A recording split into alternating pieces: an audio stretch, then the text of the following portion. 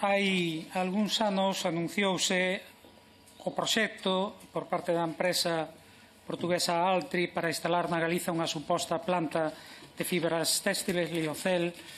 para o que se barallaron varias ubicacións na Mariña ou nas Pontes. Curiosamente, descartaron estas ubicacións e a propia empresa Altri xustificou que descartase as Pontes polo impacto que esta actividade tería sobre o río Eume. No entanto, reaparece o proxecto en Palas de Rei non xa como unha planta de fibras téxtiles, que non o é, senón como unha macrocelulosa de celulosa líquida, unha pequena parte de Liocel que triplica a capacidade que ten a factoría de Ence na ría de Pontevedra e que terá un impacto brutal do punto de vista ambiental e do punto de vista social no corazón de Galiza, unha auténtica bomba ambiental no corazón da Galiza, afectando directamente as comarcas de Ulloa, toda a bacía do río Ulla e tamén a ría da Arousa, que hai que lembrar que é unha das rías máis produtivas do mundo, na que viven 4.000 familias directamente do marisqueo e aínda moitas máis en toda a actividade conexa, desde a comercialización, a distribución, a depuración ou a conserva. O que acontece é que, ademais, esta empresa ou este proxecto, efectivamente Altri, mas tamén con 25% de Greenalia,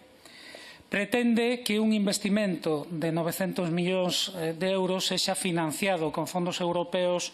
nunha alta parte, para o que reclaman 250 millóns de euros o PERTE de descarbonización.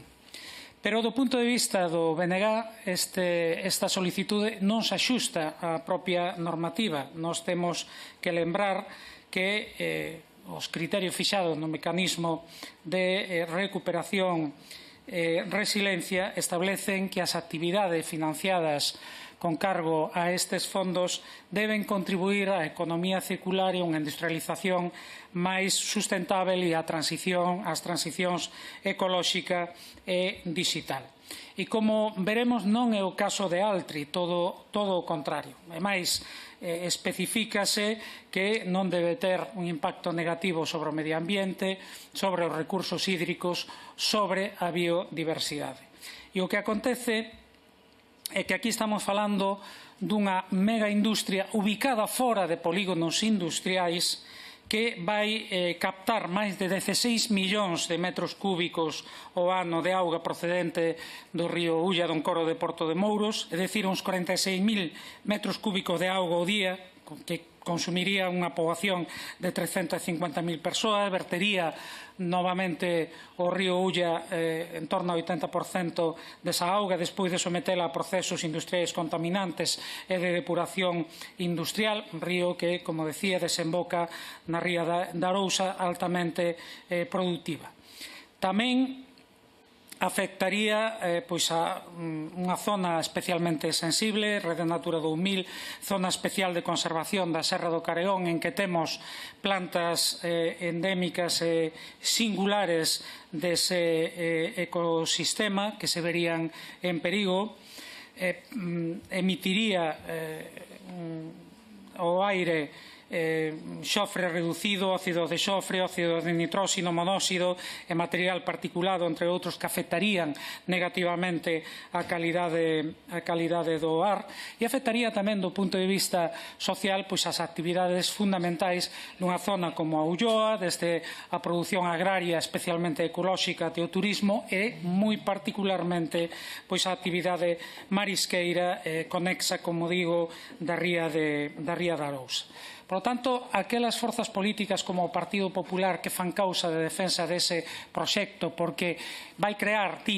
centos, miles de postos de traballo, chegaron a decir 1.500 postos de traballo directo, despois tiveron que reducir a 500, sabemos que non van ser máis de 250, nunca computan o custo de oportunidade, nin computan os empregos que vai destruir e o efecto negativo que vai destruir no desenvolvemento económico do noso país. O BNG defende que un país pouco industrializado como a Galiza teña que facer un esforzo de industrialización.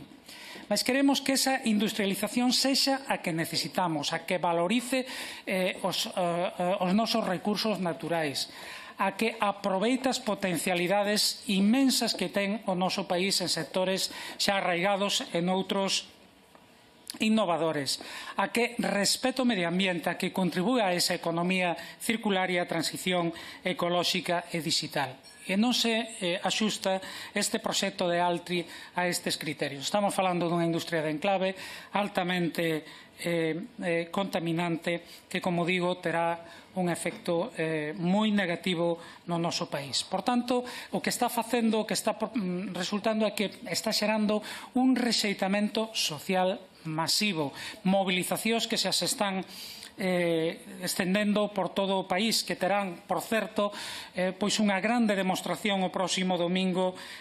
no concello en que vai instalarse ou que pretende instalarse esta industria que é en Palas de Rei, unha industria que hai que lembralo ven a Galiza xustamente porque non a queren en Portugal, onde xa coñecen os seus efectos contaminantes, onde foi motivo de denuncias e de sancións por contaminación do río Texo e porque ademais en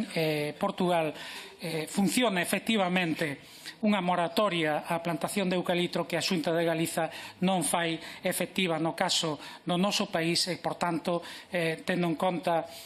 as necesidades para esta industria, pois iría acentuar aínda o monocultivo de eucalipto e, por tanto, reducir a biodiversidade no caso dos bosques e dos montes galegos.